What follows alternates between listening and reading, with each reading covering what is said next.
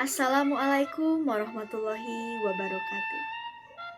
Sampurasun. Puji sinaran syukur mangga urang panjatkeun ka Allah Subhanahu wa taala nu parantos maripanan kasehatan sarta kasalamatan ka urang sadaya dugi katiasa kumpul di ieu tempat dina kaayaan hade. Sholawat sinaran salam mugi tetep ngocor ka junjunan urang Nabi Muhammad sallallahu alaihi wasallam. Ibu guru nu dipika hormat, rerencangan sakumna nu dipika nyaah.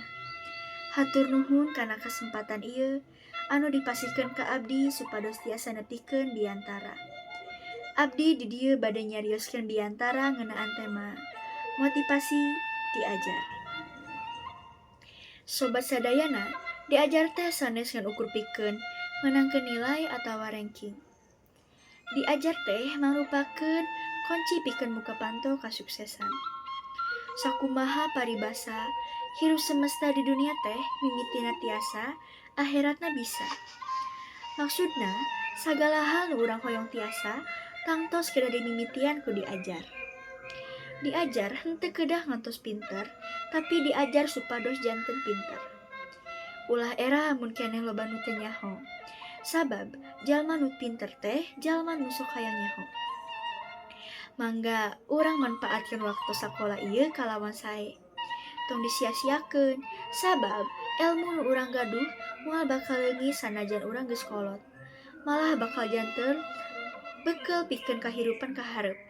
Janten diajar teh penting pisan pikeun ngawangun masa depan urang. Ku diajar, urang menang ilmu, wawasan, sarta jadi jalma nu leuwih hade, sangkan bisa gampang ngahontal sakabeh cita-cita nu dipika hareupeun.